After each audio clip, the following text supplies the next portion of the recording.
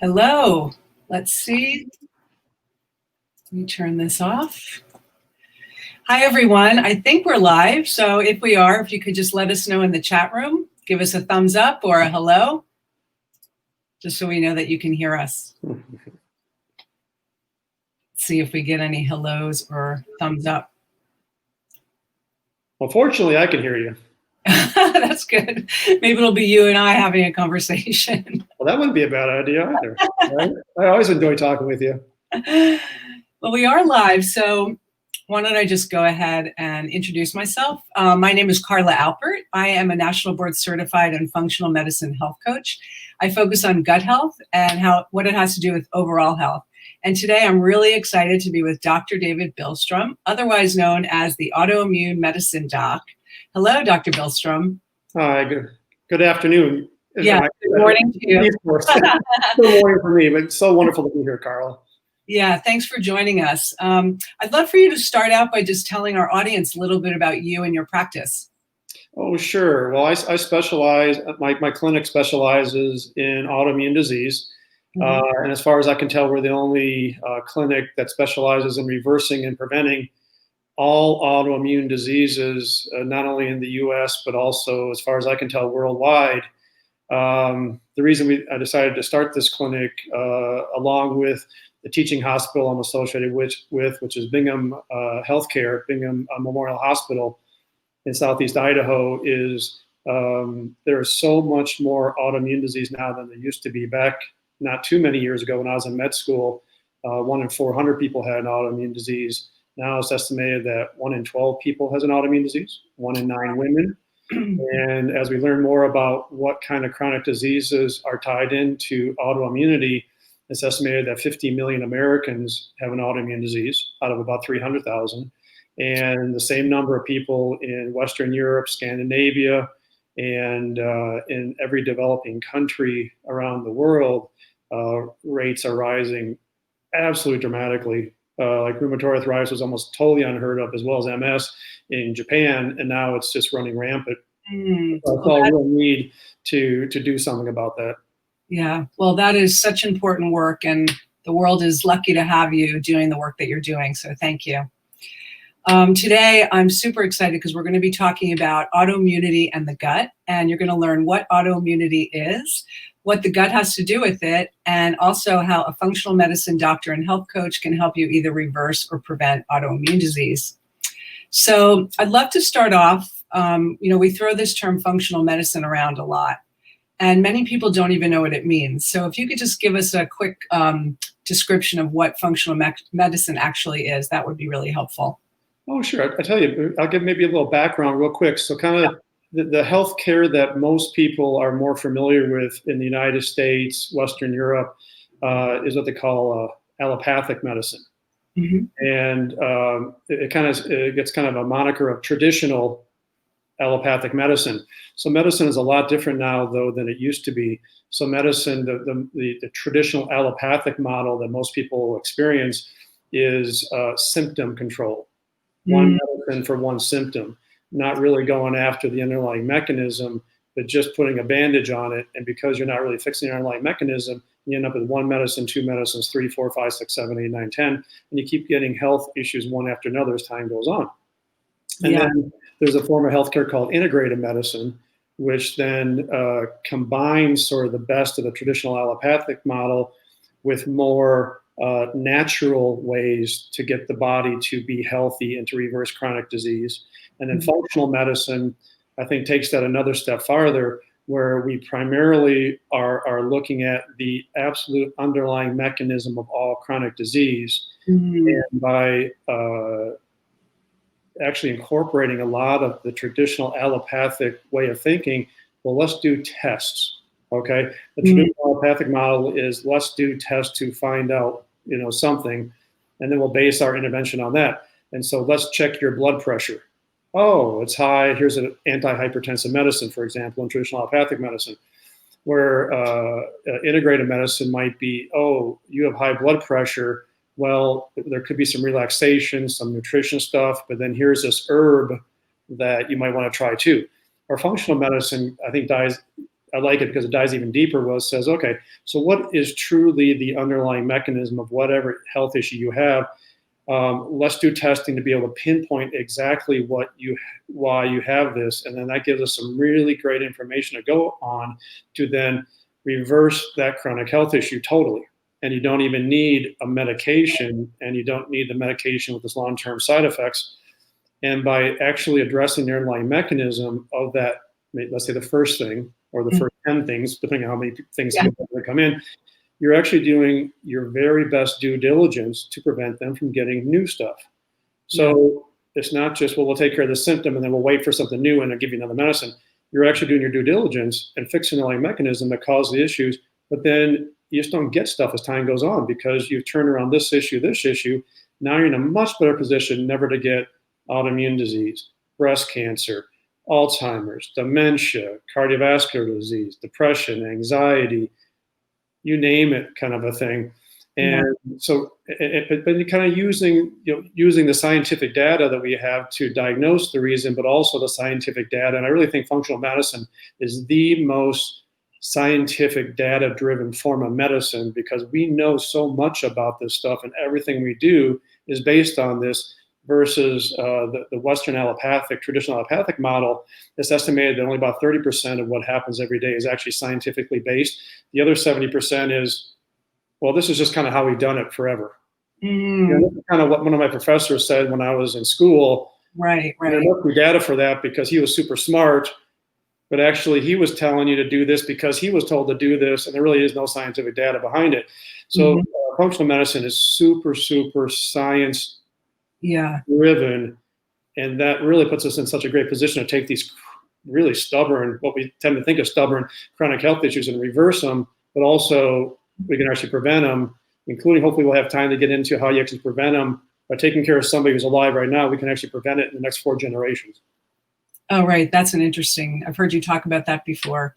If I may just summarize quickly what you said, you made a very clear distinction between allopathic medicine is sort of like symptom control through medications versus functional medicine, which looks deeper for the contributing causes to why people have the problems to begin with. And when you were talking about it, you mentioned about functional medicine helps to prevent autoimmune diseases. So I know we're going to get into that topic, and that's your specialty.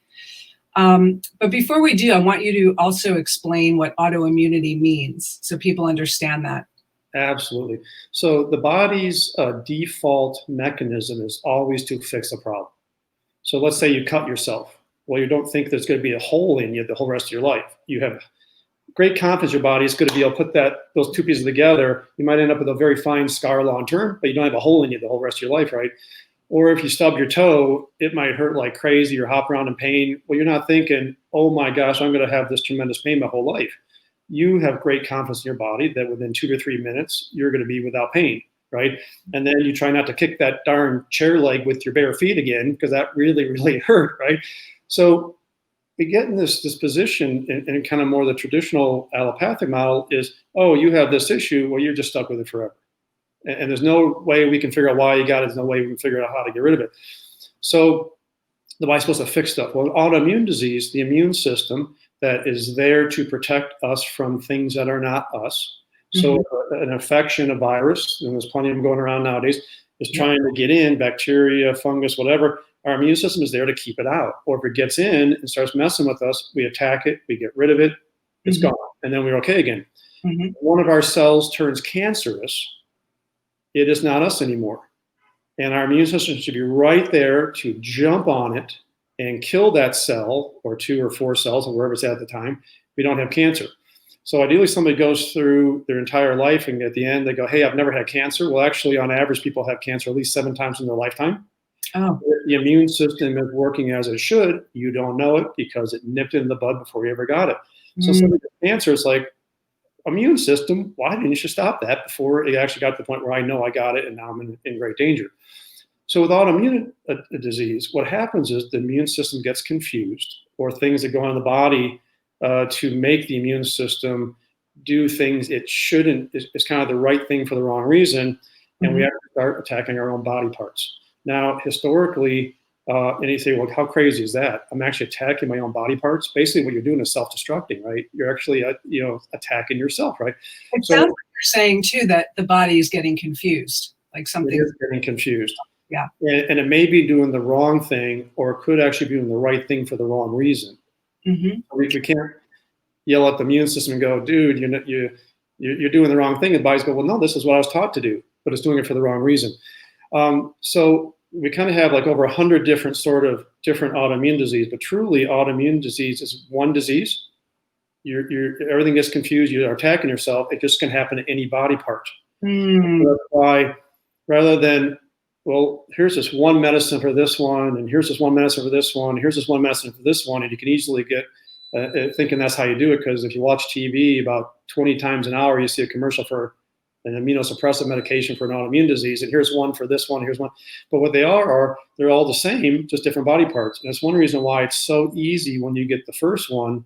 If you don't get rid of the reason why you got the first one and get rid of it, you just get a second and a third and a fourth and a fifth. You just kept adding new autoimmune disease on top of the old. And what I think is really cool, and it makes me excited even more every day, is almost every day data is coming out that all these chronic health issues that we thought was not autoimmune related is actually autoimmune related, to the point where some researchers are going, well, geez, is all disease autoimmune disease? So for example, osteoporosis, right? So there is a huge component of bone loss leading to osteoporosis that actually is autoimmunity. Mm-hmm. Cardiovascular disease, where people have heart attacks and strokes.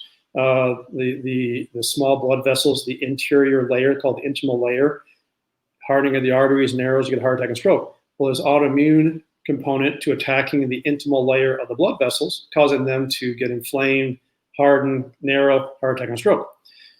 Seizures, neuropathies, where you have nerve pain, nerve tingling and numbness, nerve weakness, balance, seizures, migraines. There's actually autoimmune disease attacking things called the voltage-gated potassium channels in the nervous system, causing all those neurologic issues. So it's kind of like, well, geez, what chronic diseases are not immune system related? But also, if you have an autoimmune disease, not only does it tell us a lot about, oh, we know exactly what to test for, we know why people get this, we know how to then ideally reverse it. But when you start turning around the autoimmune disease, whatever else you got, you're always wondering, okay, so is that autoimmune related? And if we fix the autoimmune disease, you're going to fix all that other stuff. But also the central mechanisms that we'll talk to, like about the gut, the central mechanisms in what causes autoimmune disease is such a central mechanism in disease in general that typically you say, well, if we fix the autoimmune thing, we got a good chance of fixing about everything else. Whether technically autoimmune, like voltage-gated potassium channels attacking the bones, attacking the blood vessels, the heart, and the brain, it'll get better anyway. And this is why it seems like this autoimmune component is such a central mechanism in potentially all disease. Yeah, it's so interesting what you're saying too, because I didn't realize the mechanism was there for so many other types of diseases. But some of the common ones that I hear a lot in my practice too are Hashimoto's, rheumatoid arthritis. So what can you name a couple of the autoimmune diseases? Even though you see them all as one, there's so many clarifications, named autoimmune diseases. So what are the patients, when I tell them this, they say, well, does that include lupus? I go, yeah. Does that include Sjogren's? Yeah. Does that include Crohn's disease, ulcerative colitis, and celiac disease? Yep. Does that include multiple sclerosis? Yep. Does that include, and you go, psoriasis? Does it include vitiligo? It's like, yep. Yeah, I see that a lot. Those are all some of the more common ones, probably. Interesting.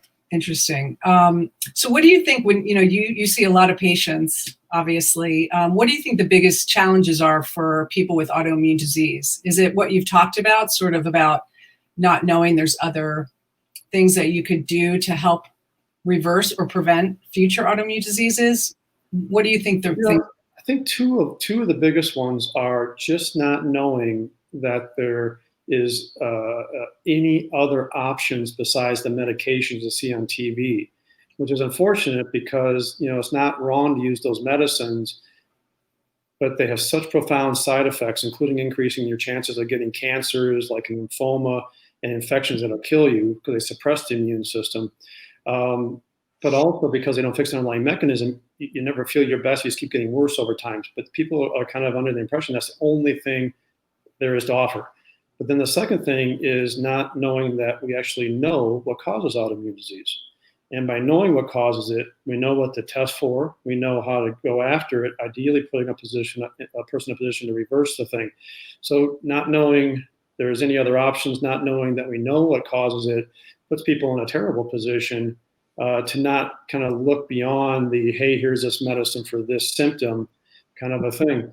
And then the implementation, which I think really comes in play with like health coach benefits. Implementation is kind of that third big challenge, but you can't get to the third one unless you know there's other things you can do to actually, turn this stuff around.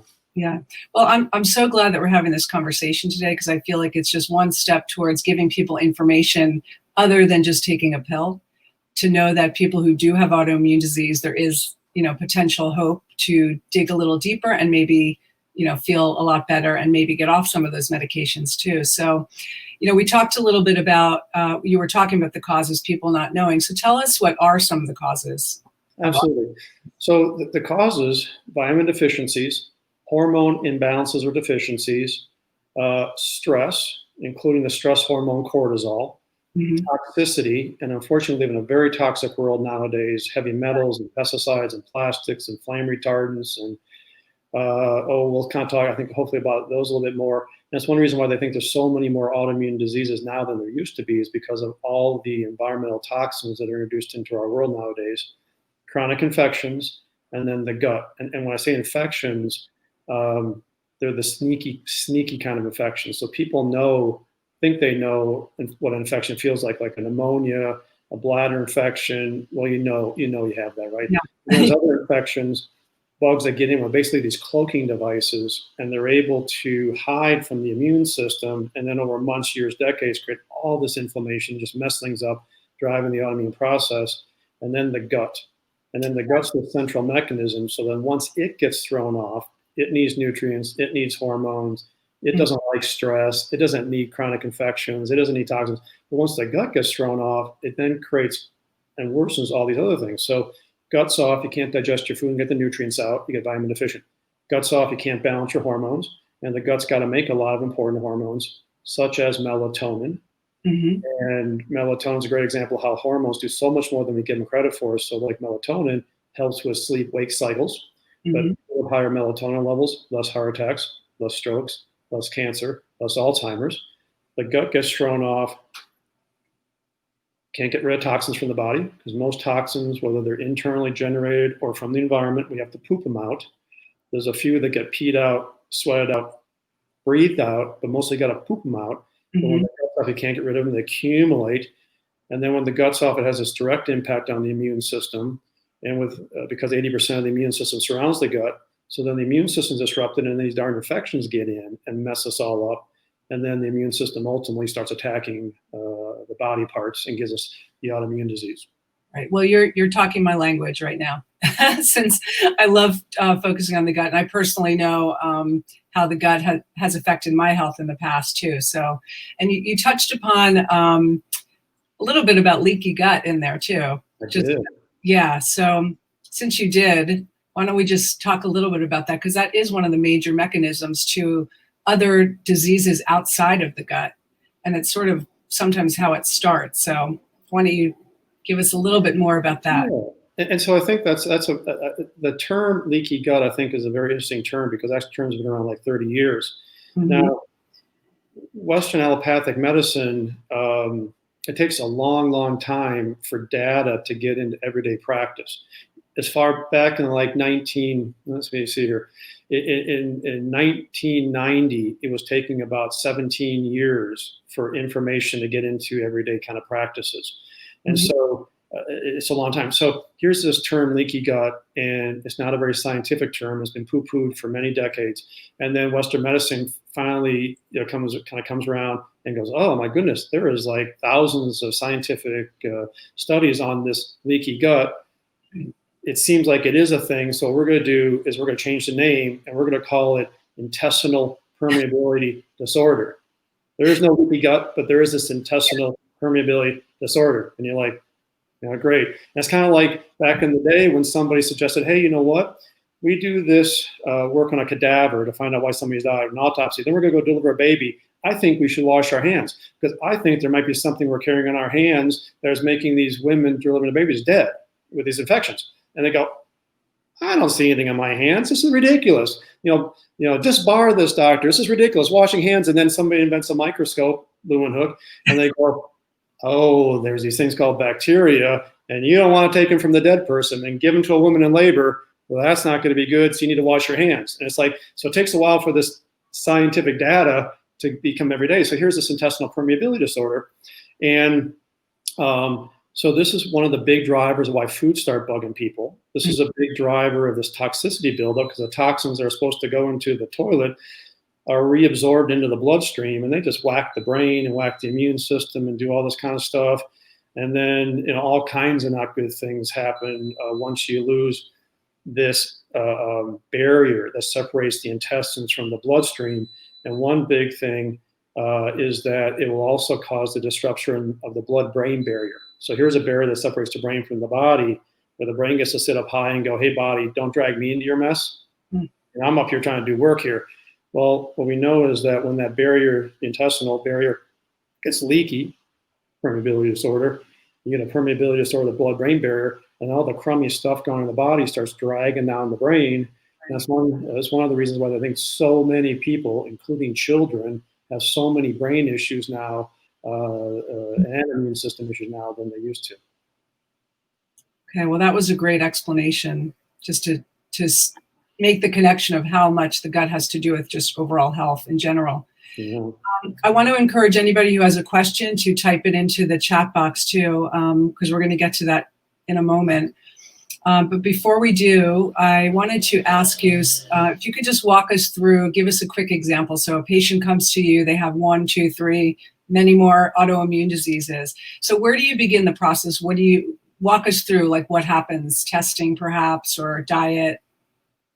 Well, one thing we do is we set up a timeline basically to explain why they got it, and know what kind of creates disruption in the body, so we can kind of see from their family history sort of where they tend to go towards. And then you have the birth history. Is it a vaginal delivery? Is it a C-section, bottle-fed, not bottle-fed, term, premature?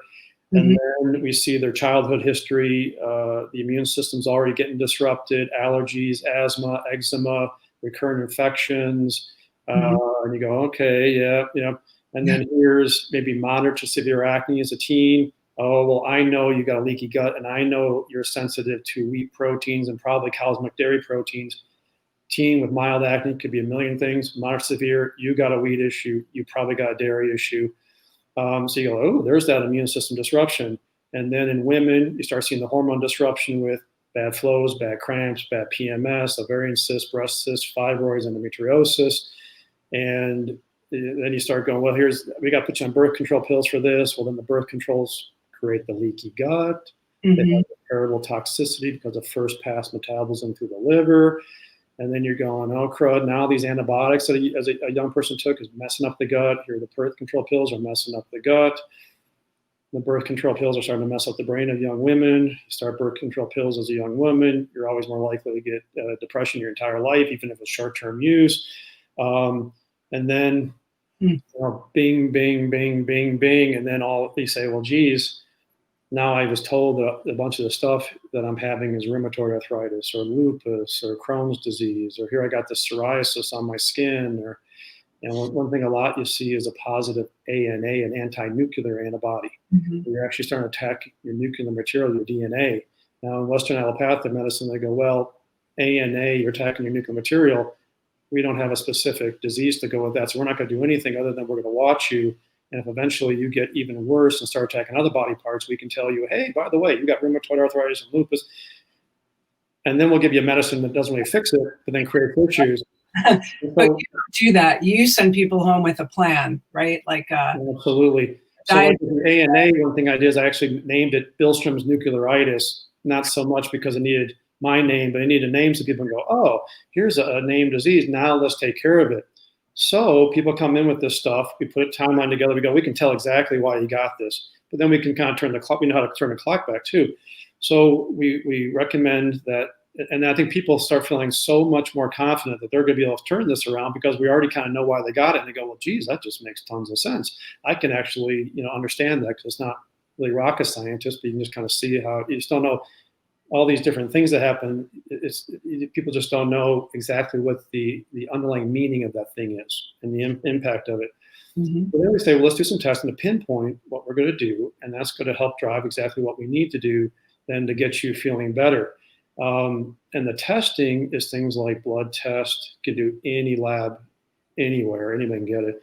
And then kind of more specially advanced testing, they call them, like saliva for cortisol, poop test for the gut, maybe urine test for like toxicity, test to find out exactly what kind of foods are bugging people in a sneaky way, not kind of the obvious way that most people think about foods bugging them, like a kid with peanut allergy, but a sneaky way foods bug people. And then I think they also get a lot of confidence going, well, geez, we can actually test to find out exactly why I got this. And yeah, we kind of already know because of your timeline we set together, but we're going to say, so what exact vitamins are you messed up with? What exact hormones? What exact foods are bugging you? What exactly is going on with your gut? And then it allows us to be in a position to actually address those kind of things. And as people might expect, they need to make some fairly significant changes to turn around a disease that actually is self-destructing your body. You go, well, that's not going to be a pill. If I'm self-destructing, probably a little bit more to it than that. And then that's where I think that implementation challenge comes in, that then is so important to consider a health coach as far as this implementation stage of how you're really going to make this big, big difference. Yeah. So sort of what you're saying is you send people home with some test results and a specific plan to possibly work on stress or work on diet, make some major changes, work on sleep. Very specific, yes. Yeah. Yeah, very specific. And then people go home, they're like, oh, like, what do I do? This is like so much information. They're overwhelmed. They don't know what to do. It can be, absolutely. Yeah, I know that feeling personally because, I've been a patient myself. Sometimes I still am. And, that's one of the reasons I actually became a health coach, to help people sort of implement those changes, because it's hard to make changes. It really is difficult. So when I work with clients, I work with them at their pace to implement things that feel comfortable to them based on doctor recommendations, or if I'm just working with a client on my own as well, just to help them reach the goals that they're trying to reach. Because there's a lot of optimism when they know that you actually can know why they got it, but then is this kind of overwhelming, like, woo, there's a bunch of stuff I think we're going to have to do to turn this around. Now, one of the nice things is the body is so good at healing, we don't need to be perfect, right? You just got to be perfect enough. Now, everybody's kind of different at how perfect they got to be, but as long as you're kind of perfect enough, the body should be able to really do a great job. Yeah, that's good to know. So yeah, that is where health coaching comes in, though, just to help you hold hands with your client and sort of be a guide on the side, helping them implement that. So I'm going to turn to the chat right now and see if we have a few questions. Okay. Based on what we've talked about. I feel like we could have a conversation, a half-hour conversation on each of the things we talked about. So we might have to come back and talk about one thing specifically. I like that idea. Yeah. So let me see here. Okay. I have a question here from Diane. Do you see patients anywhere in the U.S.? Very good question. Yeah. And actually, if there's one good thing that's going to come out of this coronavirus thing, it's kind of is this subject. So historically, as a physician, I have to see somebody in person one time a year. So historically, we've seen people from all over the country. So just before COVID hit, for example, we had 3 new patients from Alaska, and I got to set eyes on them. We get it going. Then for the next year, we can do everything on the phone. But then they come back a year later in person, and for like 2, 3, 4, 5 years, let's say, depending on how hard it is to turn this stuff around, they would have to come down in person. Now, one reason we put our clinic where we did is it is a fantastic place to visit. Yellowstone, Jackson Hole, Sun Valley, all these kind of places. But with the coronavirus now, most insurances allow virtual visits. Yeah. And the virtual visits count just like an in-person visit. So we're in a position now where we can actually do a first visit as a virtual visit from wherever the person's there and continue the virtual visits. And it's nothing more than a regular old office visit. Now, historically, those phone call ones between the once a year guys, that was all out of pocket, fee for service, they call it. And whereas now with the virtual visits, we can see anybody anywhere, first visit, in person, virtually, and every visit after that, virtually. And it's just as if you're in my office, and it's covered just like any other physician's office visit, which is spectacular. And I think it's looking like that's going to continue long term, because insurance companies are going, this is good stuff. People don't have to go in when they're sick to a place where there's a lot of sick people. Well, and it's like, hey, this call from home and talk to the doc instead. That's wonderful. You know, that is the greatest news I've heard today so far. Because actually, I recommend you a lot to my clients, but they're not where you are. So knowing that that's an option is really good to know. So I'm glad that Diane asked that question, you answered it. And I could also answer that question too and say that I work with patients only virtually. So I work with them, from anywhere in the country. You're way ahead of everybody else, Carla. I like being behind a screen. So let's see, what other questions do we have? Okay. Somebody's asking here, Sherry, how can you reduce your inflammation in your system without using prescription medications? Absolutely. And so wherever there's excessive inflammation, there's a health issue. And it just drives everything. And so what you want to look for is what's causing the inflammation. Now, if you stub your toe, you know that kicking that chair leg caused the inflammation.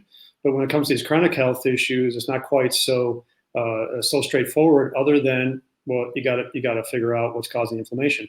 So the things we talked about, the vitamin deficiencies, the hormone imbalances, the chronic stress, the infections, the gut, and the food's bugging you, those are all the drivers of the inflammation. So you come in, you got health issues, you got inflammation. We do the testing, we know why you got the inflammation. Well, we kind of know why you got the inflammation, so we know what to test for, and then we really know what's giving you the inflammation. Then we address that, and the inflammation goes away. And the body is so darn good at getting rid of inflammation. Like hormones, like estrogen, okay?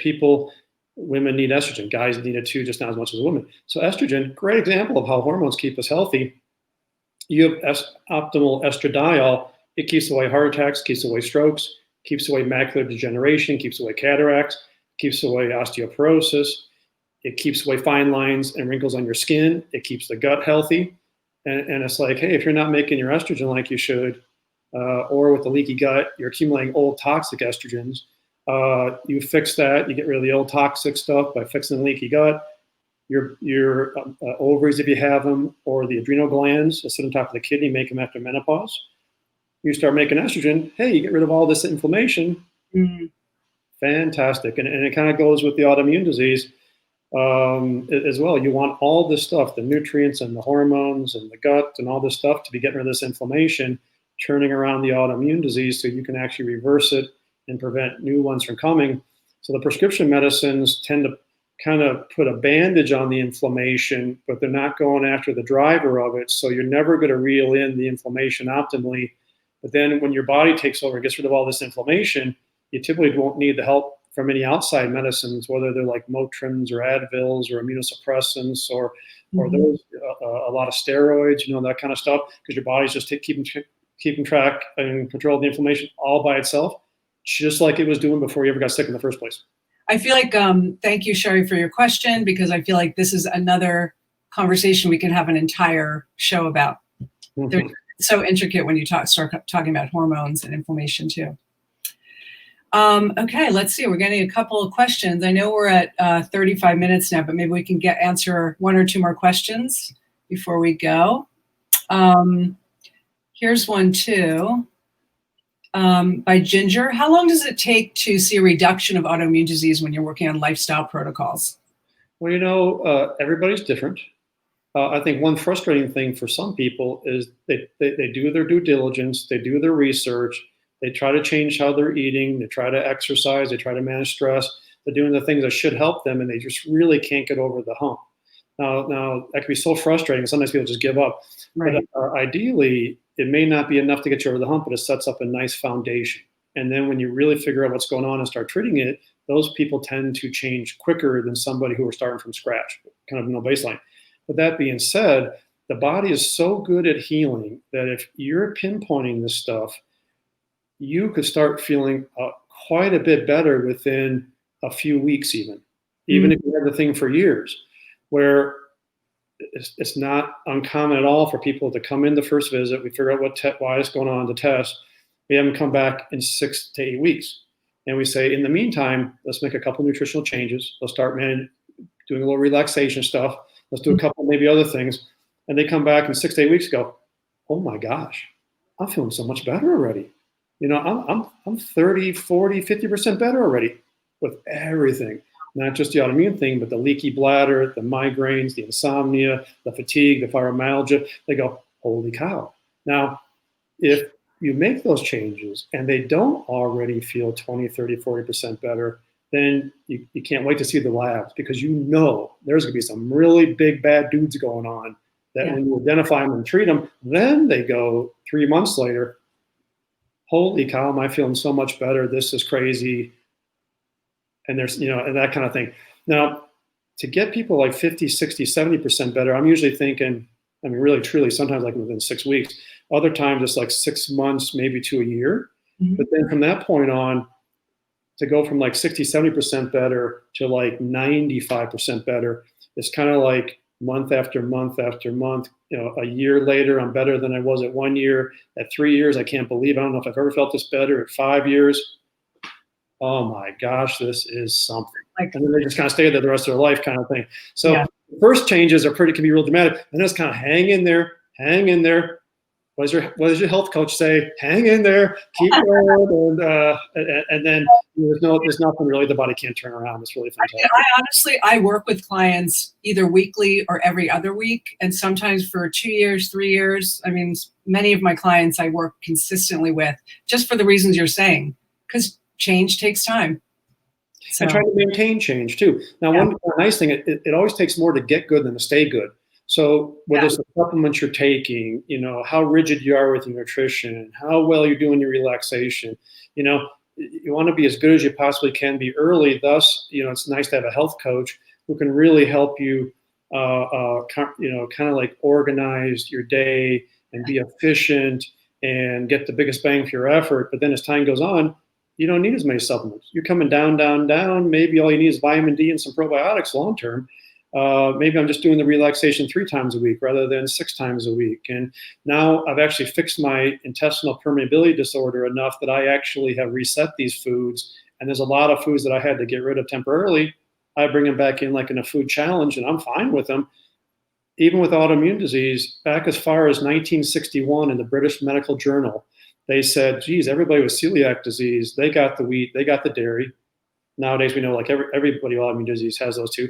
The British Medical Journal in 61 goes, oh, celiac people, but you can fix the dairy part. Yeah, you can bring that back in. If you fix what you got to fix, you can bring it back in. So this is like 1961.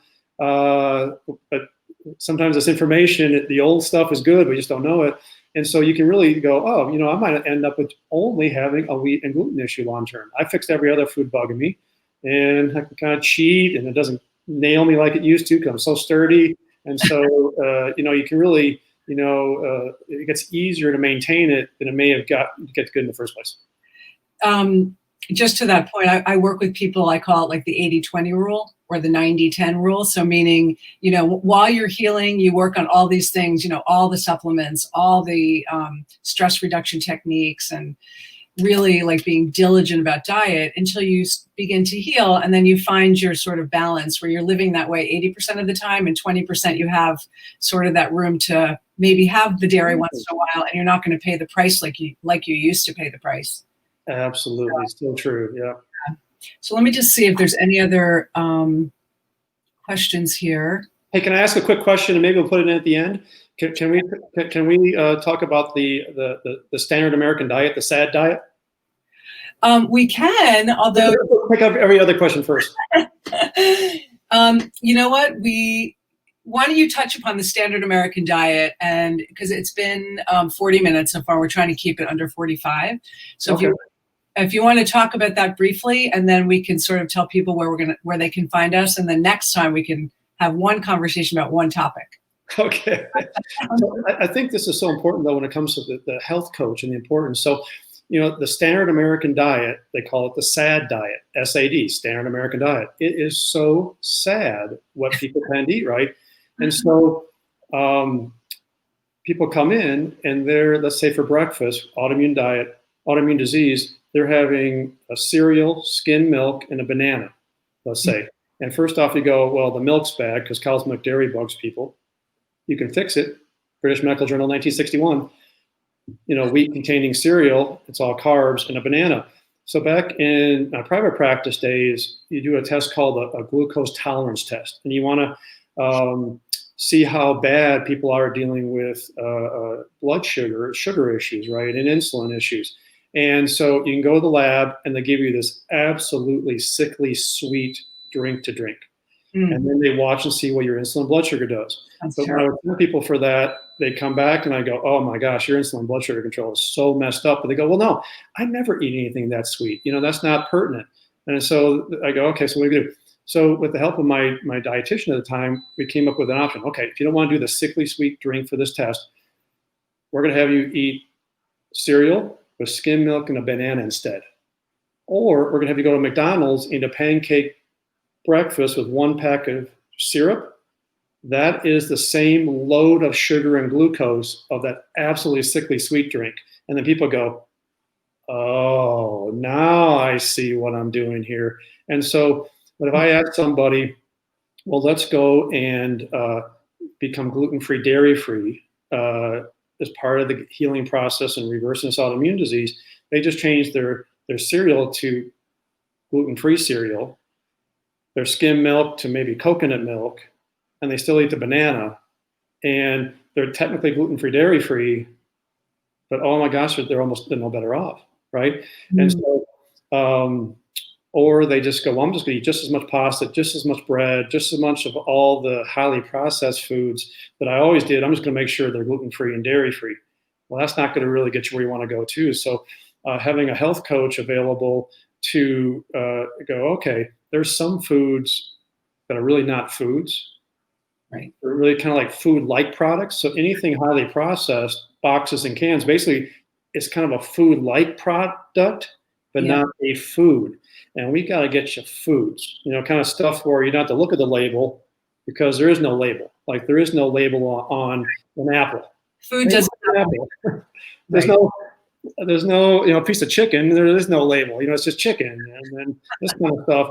And then with the help of a health coach, really kind of say, okay, so this is what real food is. This is what nutrients you want from your food. This is what you don't want, like pesticides and herbicides and all this kind of stuff in your foods, because that's counterproductive. And so to get people to really eat what they need to and not eat what they don't need to, so that everybody's going to go, oh my gosh, I am going to feel so much better. I actually have what I need to fix stuff now, and I don't have all this stuff to drag me down and make it really challenging for my immune system to not get confused and ultimately attack itself.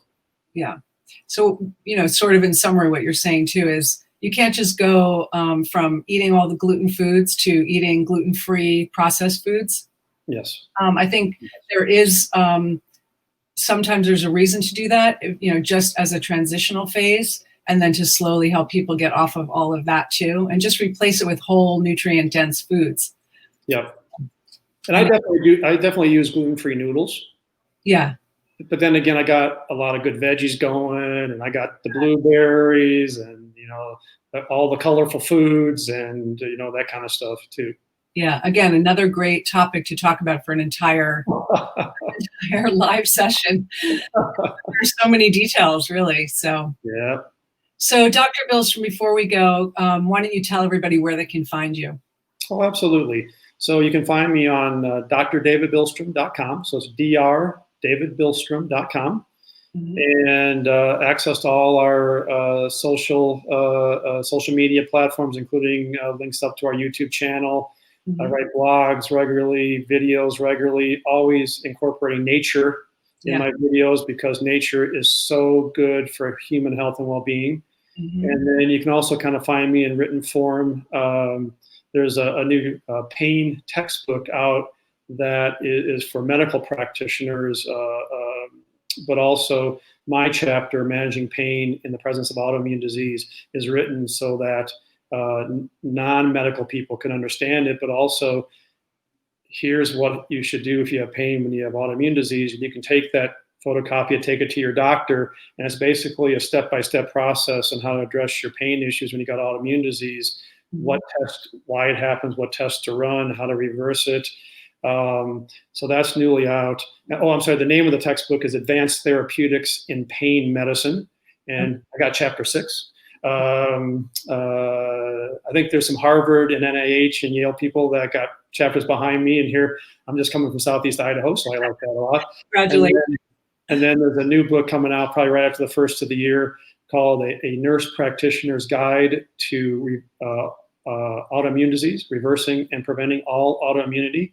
Once again, it's a specific book for medical practitioners, nurse practitioners specifically, why you get this, what tests to run, how to interpret the test results, what exactly to do, when to retest. So ideally, we can help every community in the country or the world have an autoimmune disease expert who can help you with these things. I'm available virtually. Yeah. Lovely. I like that a lot, like we talked about earlier. But it'd be really nice if there was somebody in everybody's community that knew how to do this. So not only do we help the 50 million Americans that have it, everybody else that has it in Europe and Scandinavia, et cetera, but also maybe another conversation, you know, how helping somebody before they have their own children flips your DNA, your genes, flips off the bad ones, flips on the good ones. You actually pass on better genes the next 4 generations, preventing autoimmune disease and chronic disease. That is definitely a topic for another live. We already have like 10 more subjects.